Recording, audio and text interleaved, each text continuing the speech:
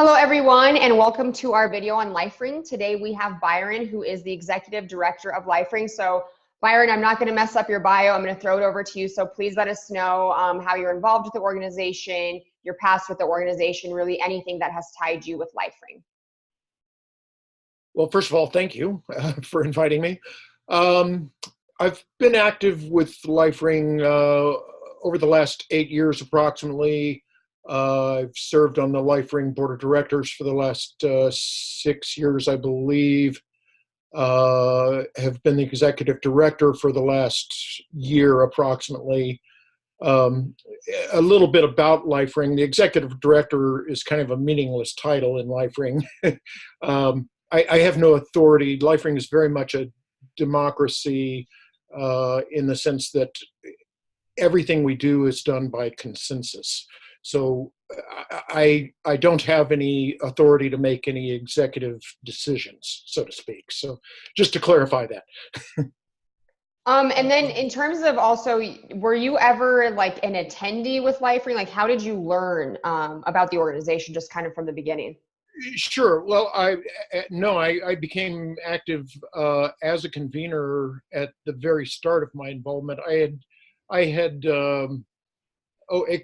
experimented, I guess, with I looked around at LifeRing and Smart Recovery and other alternate paths, and was making a major life change at the time, and there was no choice of support outside of the 12-step world where I was intending to relocate.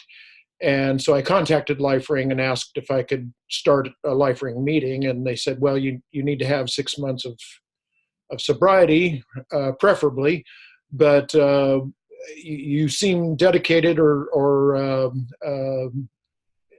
committed to doing this, so go ahead and get started on organizing everything, and by the time you get everything organized, most likely you'll be close to the 6 months. So I did, and I accomplished the organization aspect of starting a meeting much quicker than anyone anticipated, and they said, well, that's good enough. Go ahead and start, and we'll list the meeting once your sobriety list date arrives. So initially, I started a meeting and had a lot of help from a few people in the area. Ended up starting another meeting and another meeting and another meeting. It turns out I'm pretty good at starting a meeting and finding my replacement. So. That's awesome. That's probably how you got to the ED position, even though it means nothing. Well, it means nothing. And then in terms of, so that's how you got involved with LifeRing. And I love that. And I think that's a huge thing that we'll actually talk about a little bit later in the interview, is like, how does somebody become a convener? And it sounds like not only do you know how to become a convener, you know how to do it successfully. So I'll actually add a few questions on how you made that successful. But in terms of now LifeRing, the organization, how did LifeRing get started? Well, the original LifeRing was a publishing company, and the name was LifeRing Press, which is still our publishing arm, if you will. And LifeRing Press was founded in 1997, I believe it is, and please, these dates may be off by a little bit, but it's close. So LifeRing Press was founded in 1997, and its primary function was to publish literature for the recovery world. There was another organization around at the time, and LifeRing Press published literature for that organization principally. Things changed in the immediate future beyond 1997, and LifeRing Secular Recovery was founded in 2001 in I forget the name of the community, but it's in the Tampa Bay area in Florida, at what we call our founding Congress. So we incorporated as LifeRing Secular Recovery in 2001, and the few years there in between were kind of a gray area. there were meetings that were calling themselves LifeRing at that point, but there was no central organization. And what was the need that LifeRing was fulfilling in the community? Like why start meetings? Like what was the point? What was not already there that LifeRing felt, hey, we need to bring this in? Sure. Well, it was to provide choice in recovery. A support, peer-to-peer support for people wanting to abstain from drugs and alcohol. And so it was that need for choice in recovery that I think was the primary drive behind LifeRing being founded. And it was the kind of one of the main aspects behind that choice, was it to provide a secular option? Because I know it's secular, sober, self-help is the secularity of it. And I'm sure you're going to go there eventually, but the word secular is misunderstood frequently. I'd like to clarify it, or at least my understanding of the word secular. Secular to me means that we don't make any demands that anyone change their worldview. In other words, if religion or spirituality is important to you and your worldview, I would suggest that you embrace it even. Where we draw the line is advocating your worldview to someone else in LifeRing. We don't go there. So what we do advocate is sobriety, and your worldview is your personal business. We don't advocate atheism. We don't advocate theism. We only advocate sobriety. So. And that's how I've spoken about LifeRing in the past when I train on the different pathways, is that there is like this misconception, if a group states that they're secular, then you have to be atheist, you don't believe in anything. And it's more like, no, that's not the case. You can totally practice your religion. Exactly. It's just not brought up in the meeting. I like to compare it to a public school. Mm-hmm. You go to a public school to learn that 2 + 2 = 4. You come to LifeRing to learn how to get and stay sober. Right. And your worldview outside of that goal remains your business. We don't care. It is just as inappropriate to advocate atheism in a LifeRing meeting as it would be to advocate Catholicism or Buddhism or any other worldview. We don't go there. Right. Thank you. And thank you for clarifying that for all of the students as well that are watching this interview. My next question about LifeRing is just pointing to kind of the thing that makes LifeRing different from other pathways, as well as this huge belief that you, as the person seeking recovery, are the expert in your recovery.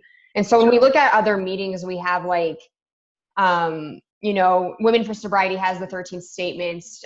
A 12 steps meeting has the 12 steps. There's a very clear guideline. With LifeRing, it seems that there's more of a support, right? There's that peer support, but the person attending the meeting is the person who is going to be in charge of their recovery plan. With that said, what kind of tools does LifeRing provide for their attendees? Sure. I'd like to back up a tiny bit. You said that the person in recovery is the expert, and I think it's important that the person in recovery become their own expert. But starting out, they may not be, and they may need the peer support and assorted tools. So, just to differentiate, yes, we do believe that you being self-directed in your own recovery or self-empowered in your own recovery is hugely important. We do not give you 4 points or 8 affirmations or 12 steps. We tell you must compose your own plan. We'll give you ideas, but ultimately you need to own your own plan. And I think that is most likely true I'll just mention the 12-step world. If you find value in the 12-step world, you're going to take ownership of the 12 steps. You make them yours.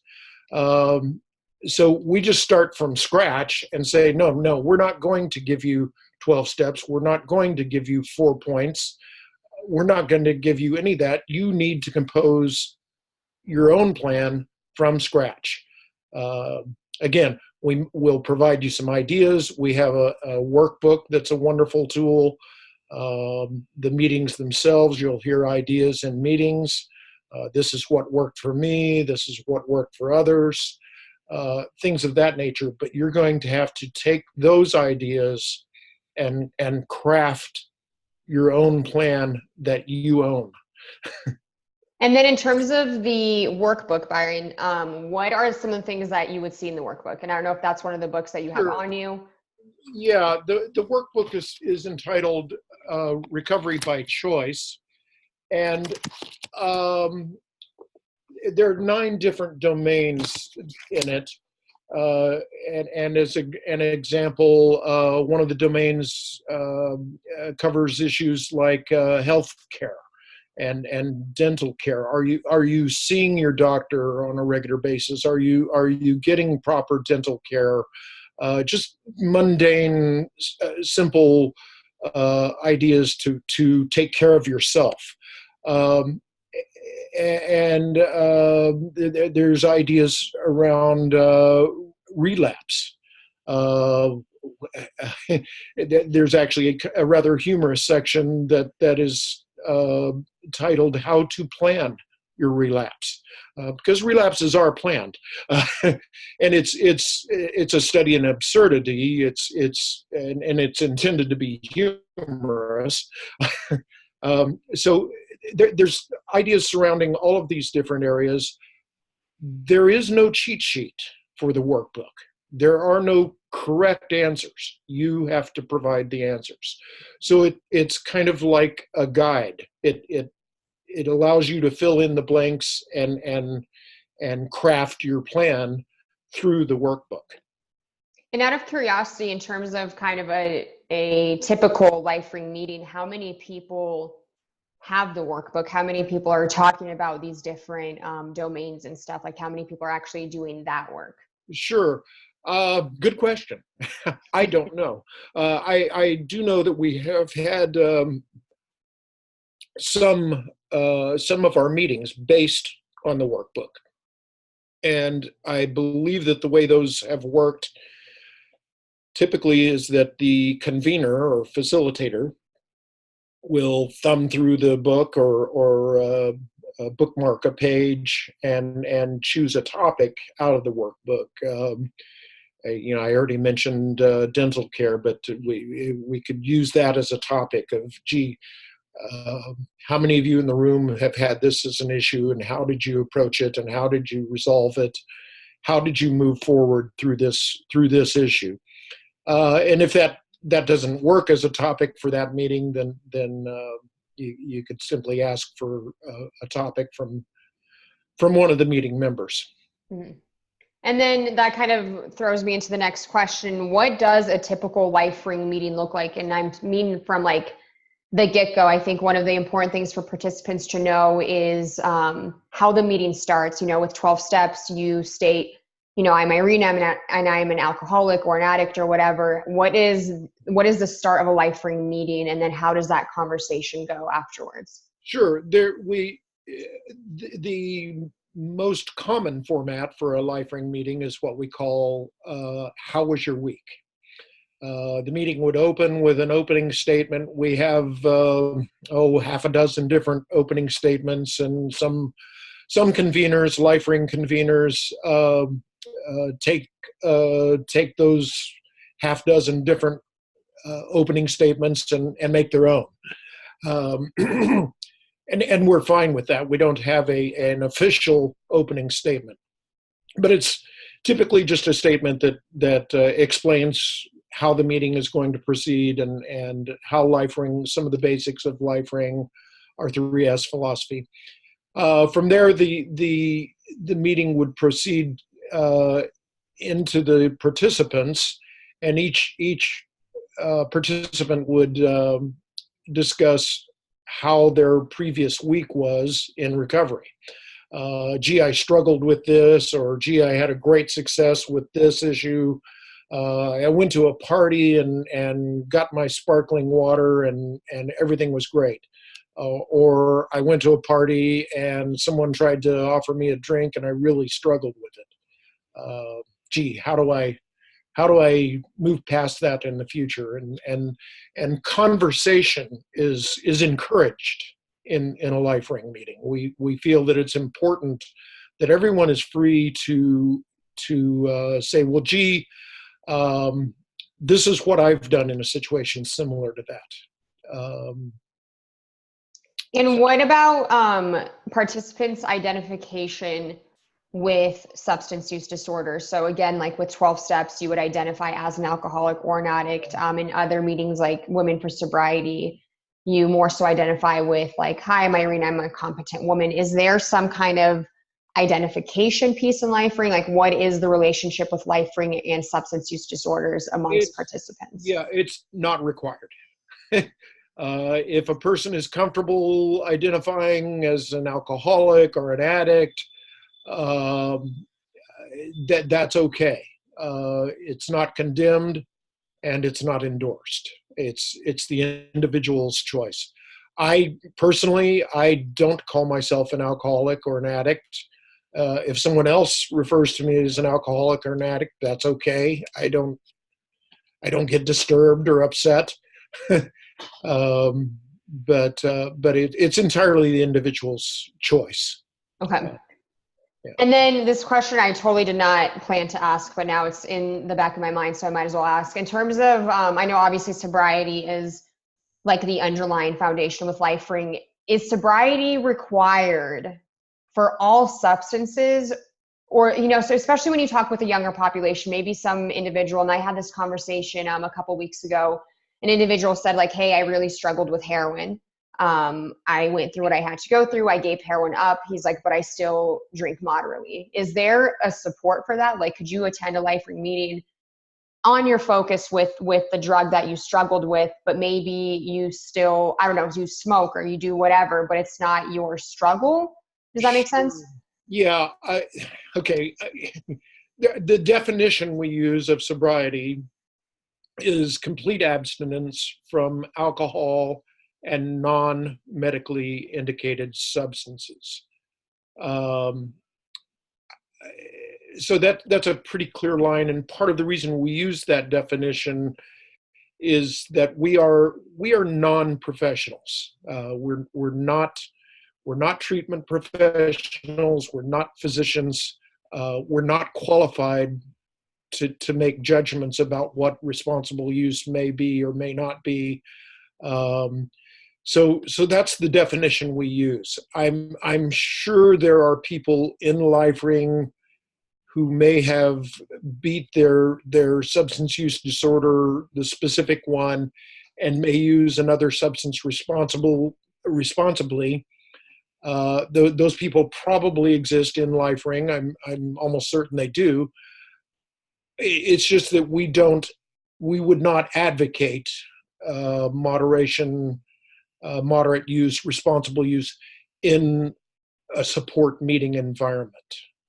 Cool. And that totally clears it up. And I think that's just important for people to know stepping in, kind of what the mindset is. And I agree with you. If you are attending any one of these meetings where the conversation is more around abstinence and sobriety, that you wouldn't be talking about the moderation of any other substance. So that makes sense. I was just wondering if there was kind of an organizational approach, but I think that's clear. I would like to clarify the term non-medically indicated. We chose that term because, again, we are not physicians. We have no business interfering with a physician and their patient. So, for example, if someone is under a doctor's care and using Suboxone to combat their opioid addiction, we would completely support that. I get nosy myself, and I'm not recommending this, but I do ask I do ask typically, gee, do you and your doctor have a goal of coming off the Suboxone eventually? And a person is not required to answer that. They could certainly respond, that's between my doctor and me, and that's perfect. So, in other words, we do support medically assisted treatment, medically assisted recovery, and whatnot. And I have no business interfering with a physician and their patient. And thanks for that clarification. I know I spoke with one of the founding presidents of Smart Recovery, and that was actually a thing that he was super passionate about, is that there is kind of, there's a stigma that exists with MAT. And so it's cool that, LifeRing and Smart Recovery are being very vocal about their support for MAT, which I think is super important for people to know, like, hey, if I am using Suboxone or whatever, I can show up to this meeting and maybe not even feel like I have to be quiet about it, which I think is important, is that you can eliminate that shame around MAT because you're attending a meeting that is fully in support of that medication with, as long as it's obviously with a doctor or with a facility in this case. Mm-hmm. Then my next question is, it's going to be kind of taking us back. I know you mentioned it at the beginning of the interview about how you have to have 6 months of sobriety behind you. What are the steps to becoming a convener of LifeRing? Sure. Simply contact LifeRing. Express your interest. Excuse me. We provide a prospective new convener with what we call a starter kit, which is one each of our principal books. Empowering Your Sober Self, I will hold up here, is our principal text. The workbook I already showed, Recovery by Choice, and then the other book that we provide is called How Was Your Week? It is a convener's handbook. And it basically outlines how to convene a meeting. It is not specifically instructional. In other words, there is no one way to correctly convene a LifeRing meeting. It's kind of a learning process. We do not, in the U.S., we do not offer a specific training program, and we're pretty passionate about that. And one of the reasons is we remain very proudly non-professional. We want to avoid appearing to be experts. We're not experts. I barely figured out what would work for me.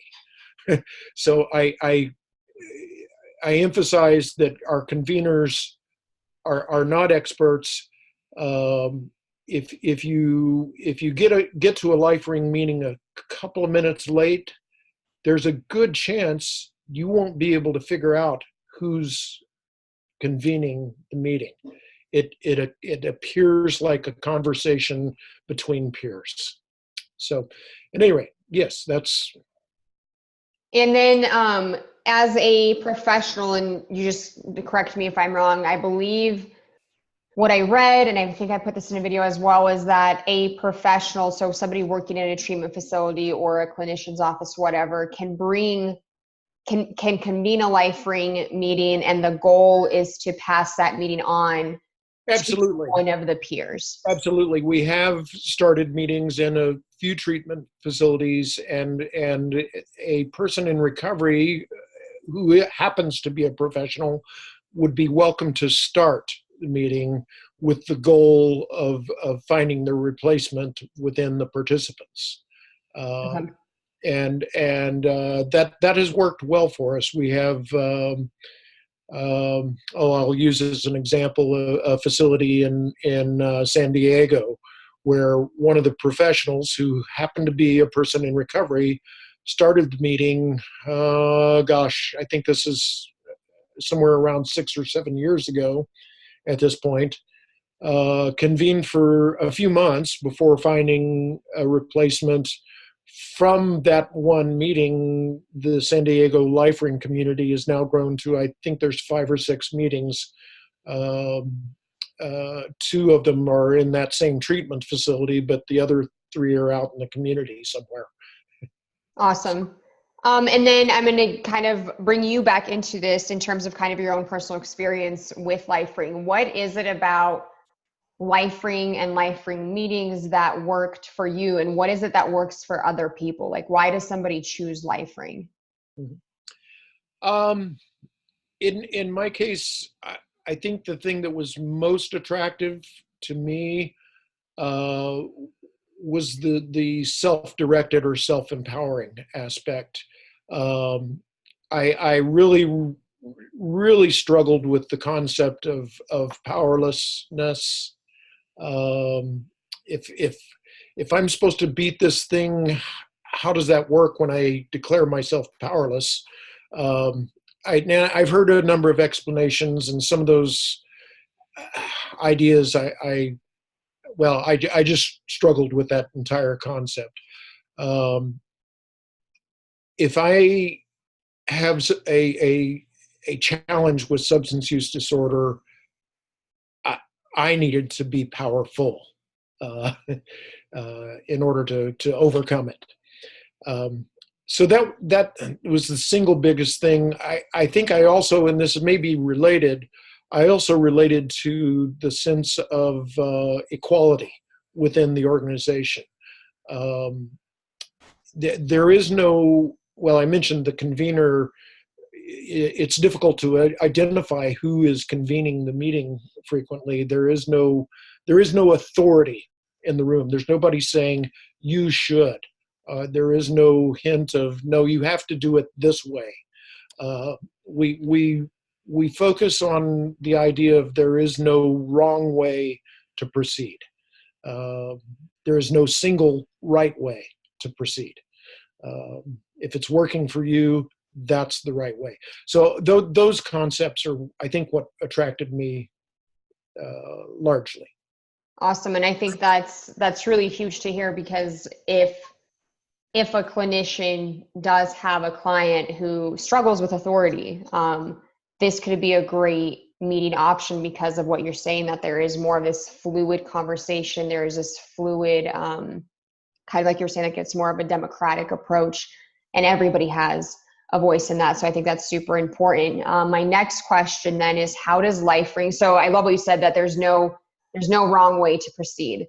With that said, how does LifeRing define success? What does it look like for a participant to be successful in their recovery? Sure. Well, again, our definition of sobriety is abstinence from alcohol and non-medically indicated drugs. So I guess if you want to say how do we define success, that would be it. If someone is able to move forward with their life in a positive direction, that's what we're looking for. And then you mentioned like reoccurrence of use earlier when you were talking about relapse. So what is the, I guess, organizational approach to that? So say somebody has been, successful, they've been sober for so long, and then there was a reoccurrence of use. What is the language around that? Yeah. Well, we look at it as a learning opportunity, for one. We don't require counting time. Many people are very, very proud of their sober time. I think he likes to call himself co-founder, Marty Nicholas, is coming up on 27 years, and he's very proud of that, and as he should be. I personally don't announce my sober time. It's long term, and I'm very proud of it on a personal level, but I don't share it publicly unless specifically asked. So it's back to the individual.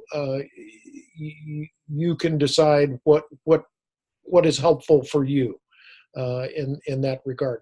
A relapse specifically, to me, resetting to zero after a slip makes no sense. To me, it's like you go on a road trip from San Francisco to New York. You get to Denver and have a flat tire. You fix the flat tire. Do you go back to San Francisco and start all over? No, of course you don't. You move forward after you fix the flat. So, but again, if an individual says, well, gee, I relapsed and I have to reset to zero, and they find that concept valuable for them, that's okay too. I'm not going to condemn or endorse that practice.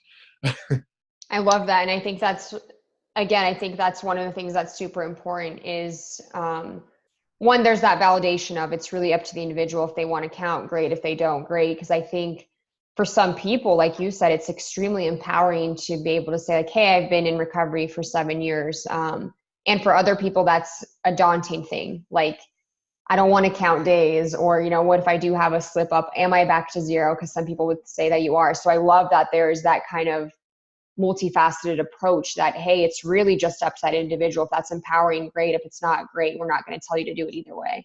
Right.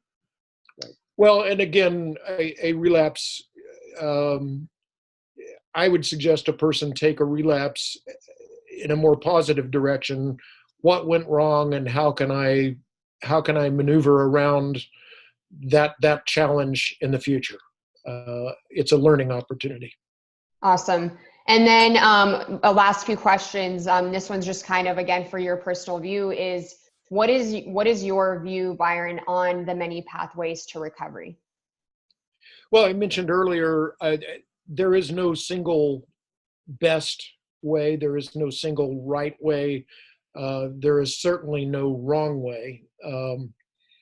I forget how long, about 4 years ago, I think it was, I was in Groton, Connecticut for a conference there titled Multiple Pathways to Recovery. And one of the keynote addresses was a woman from Connecticut, and she told a story about, I hope I get this correct, but recovery is like climbing a mountain. There are many different ways to get to the top of the mountain. The only wrong way is the one that circles around the bottom, telling everyone they're going the wrong way. So I do, you know, I like the way LifeRing approaches recovery, but it is not the best way, because there is no best way. It is not superior to any other way, unless you as the individual make it superior. So I think one of the main things that disturbs me in the recovery world is any claim of superiority. That we're better, we're the best, we're the only, anything hinting of that. No, it's the individual that makes their own path the best path. And would you say that this is also LifeRing's approach as well? That LifeRing totally supports the many pathways and has that same kind of mentality? Yes. As a matter of fact, this is something that's entirely a guess, but we think that somewhere around 30 to 40% of our participants use another path in addition. So 30 to 40% of our people are doing 12-step in addition, or using SMART, or Women for Sobriety, or Refuge, or any of the other pathways, and that's a good choice. The best choice for the individual is their choice. Mm-hmm. Awesome. And then last question, if you can leave our students with anything in regards to LifeRing and the many pathways, what would that be? Well, I think regardless of the pathway you choose, it is extremely important that you own it. So it needs to become your pathway, not Byron's pathway, not Irina's pathway, the individual's pathway. So if you find value in any of these pathways, take that and make it yours. If you find value in a combination of the pathways, take all of them, make them yours. So I think that's important. Awesome. Well, Byron, thank you so much. And to everyone that's joined us on this interview, thank you for watching, and we will see you in our next interview. Thank you. Bye.